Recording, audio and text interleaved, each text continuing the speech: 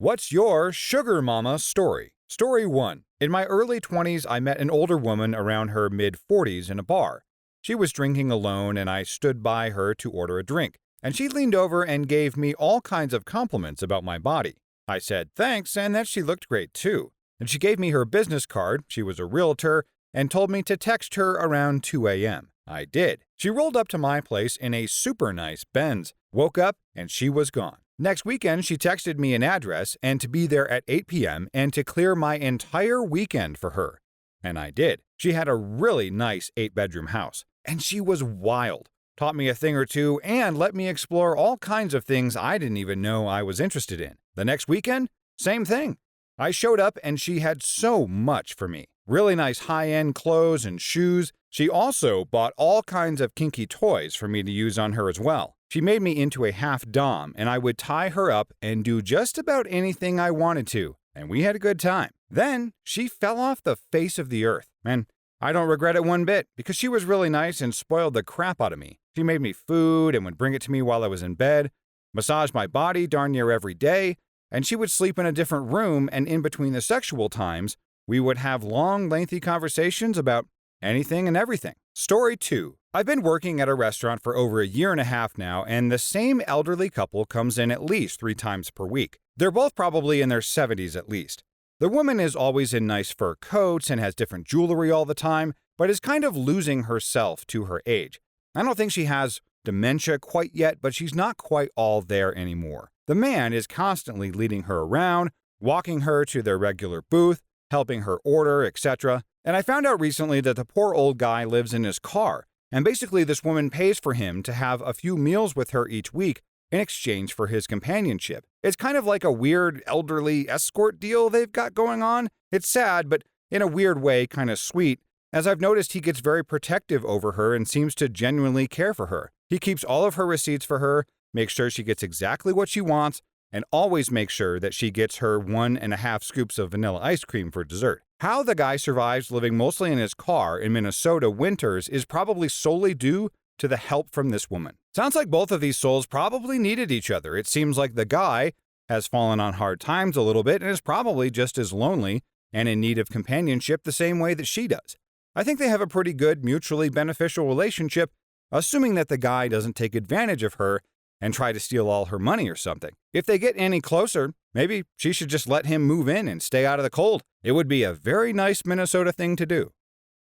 Story 3. I was seeing her for about 2 months, and she was 10 years older. We worked together, and there's always been those certain looks throughout the year, and she was going through a divorce with a well-to-do architect, and we previously bonded over depressive situations that we were going through. It wasn't until I handed my resignation in and told the staff that it did kick off. She said we should go get a drink one night, and then nothing happened. Then she invited me around to her place. She had 3 awesome kids, anything I wanted booze-wise, food, great cooked meals, and drinks. Well, and she was in very good shape, and we absolutely bonded very well in the bedroom, too. It was almost perfect, except for me having to sneak out at the crack of dawn before the kids woke up. This continued for about 7 weeks. I had my car packed and ready to go, and we spent one last night together before I moved. We said our goodbyes, and I drove off. And that was the last thing I've heard from her as per the arrangement and her request. It could have worked out, I felt. Story 4. This happened to me a couple years ago. I was back home from college on a break and matched with this girl on Tinder. She seemed pretty cool, and we texted for about 3 days, then decided to meet up and get some sushi. She came over to my house first and parked in front of my house, which was my mom's house, for like 15 minutes and texted me that she was too shy to come in. Eventually, she walked up. We got sushi and then went back to my place. One thing led to another, and pretty soon we were doing the horizontal hokey pokey in my bedroom. She stayed the night and we hung out and got breakfast the next morning, and she said that she had to go to the mall to return some stuff and asked if I wanted to tag along. I said sure, why not? So we go to the mall and she's returning some clothes or something, so I'm just looking around the store. And I find this nice Patagonia jacket, and I was checking it out. When she was done, she saw me checking it out and asked if I wanted it. And I said, heck yeah, but it's like $250. And she said she'd buy it for me. And I just laughed. She took it off the rack and went to the counter. I thought she was just really committed to the bit until she pulled out a manila folder full of $100 bills. My jaw dropped, and I probably made a weird sound, and she just looked at me and winked. We left the mall, and I had my dope jacket all bagged up. And I asked her about the money, and she just said, "Don't worry about it." We had been talking for a couple days, and I knew a lot about her at this point, and knew that she worked at a close to minimum wage job. So I just let it go. She drives me back to my house, and before I get out of the car, she says, "Hold on," and pulls out the folder. I ask her what she's doing, and she just throws $600 into my bag. I felt weird and tried to give it back, and she said, "Don't worry about it, I have a bunch." She opened up her purse and pulled out like 6 or 7 of these manila folders. Eventually, she convinced me to keep the money, and I was like, screw it. I'm a hooker now, I guess. So I go back to my school and she goes back to hers. And over the next few months, she would randomly drop anywhere from $100 to $500 in my Venmo every week or so. We continued texting and she just kept buying me crap. If I mentioned being hungry, she'd order a pizza or something for me and my roommates. If I mentioned that I needed or wanted anything, I could expect to see it in an Amazon box on my porch a couple days later. I go back home again on my next break and decide that we should meet up again. And this time we skipped the sushi and went straight to doing the old bippity-boppity-boo. Again, things go great. She stays the night and we watch a movie the next morning. She eventually decides it's time to leave and puts 10 $100 bills on my coffee table. Now at this point, I know she won't take no for an answer, so I just take the loot and say thanks. She drives off and waves bye to me. Everything seems normal.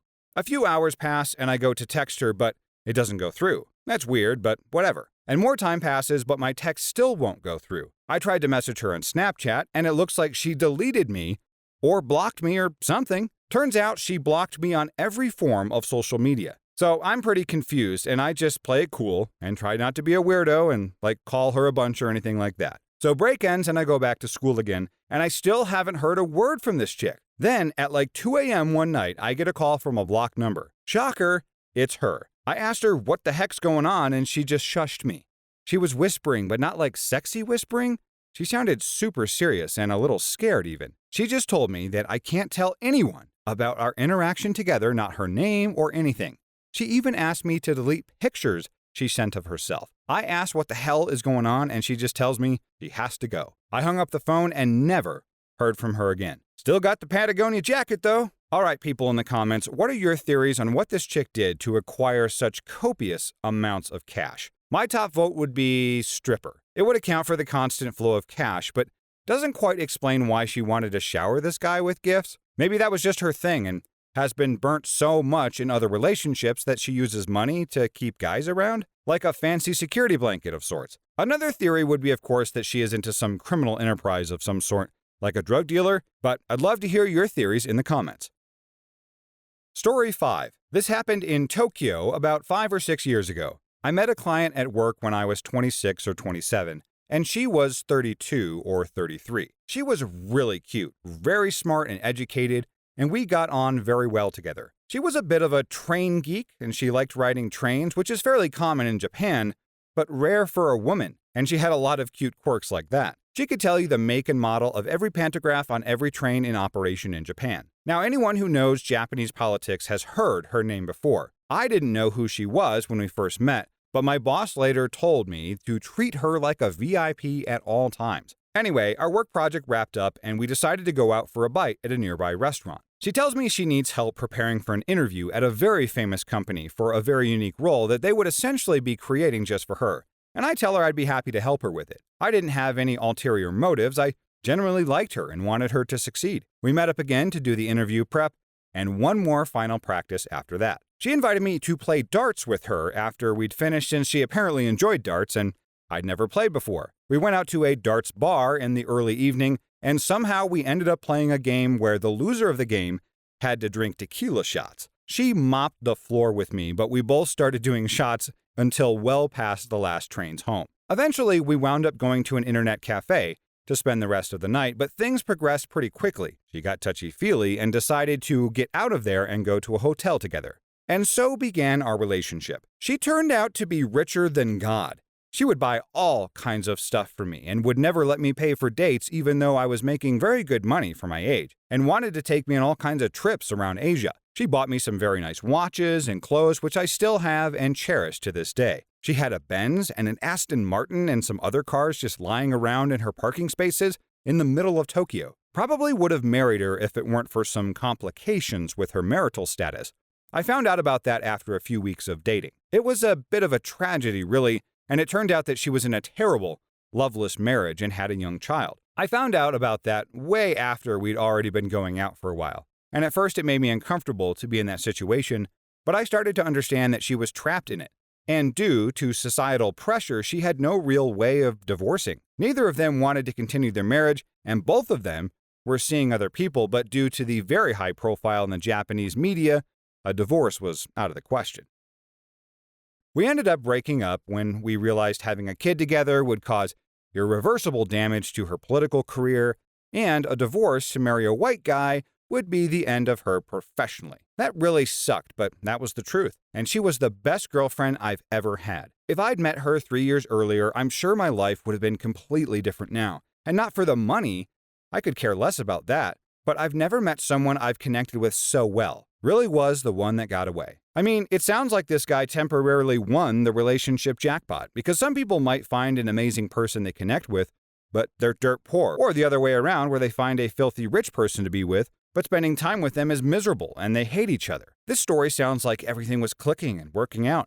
And at least this guy can look back on these fun memories, the trips and the gifts, and it's pretty cool that he still has some of the gifts like the watch. But you know, it's never too late, and I would like to think that these two can find a way to reconnect again in the future. Story 6. So 6 or so years ago, I was just out of college in Southern California, living with my grandpa, and asked out a Chinese grad student after meeting her at work. On our second date, she picked me up in a shiny black Audi, said her parents leased it for her. So we went to a Chinese restaurant, and I had paid for food on our first date and just assumed that I would keep on doing so, despite making only $15 an hour at the time. So when she started ordering lobster, duck, and enough food to feed 8 people, I started getting a bit nervous. The check came and I reached for it, but she snatched it away, got out her wallet, and pulled out 3 Benjamins like it was nothing. And when she did that, I couldn't help catch a glimpse at the stack of crisp bills, all which seemed to have the similar pattern with Benjamin Franklin's bald head peeking out the top. She had to have at least like $2,000 in there. I don't like going to the bank, so I just get it all at once, she said. I had way less in my name that she had in her entire wallet. Anyway, she paid for the $200 plus meal and let me have the leftovers, so I had my meals set for next week. From then on, we alternated paying for dates. My meals would be 1 or 2 money signs on Yelp, and hers were 3 plus. She eventually would pay for Disneyland tickets, Laker games, and some fantastic meals before 5 months later she graduated, her student visa expired, and she went back to China. She was really down to earth too, because once we went to a spot near downtown and she street parked in Skid Row. Now I advised against it, motioning to the homeless encampments, but she said it was no big deal. Very chill. Her English was good enough to hold a conversation, but once we were lying in bed and it was kind of a lull, and she said out of the blue, "I'm funnier in Chinese," which I thought was hilarious, but also sad. Maybe because of that, we didn't text each other much outside of planning our weekends, but I sometimes wondered whether she had like 2 or 3 boyfriends that she was just cycling through. She didn't have Facebook, only a Weibo, or some other Chinese social media. I texted her a few years ago, but the normally blue bubbles were now green. And still, we had a lot of fun, and she helped me get through some post-grad broke blues, but hope she's doing all right. Dang! This guy got Disneyland, Laker games, and delicious food out of this deal? Pretty impressive. It would be a little sad if this girl actually did have a couple of boyfriends, but would it have mattered? I think maybe that guy might have been upset initially, but might get over it and just enjoy the time together for what it is. In the comments, would you guys be cool with this money-spending hottie having you mixed in with other boyfriends?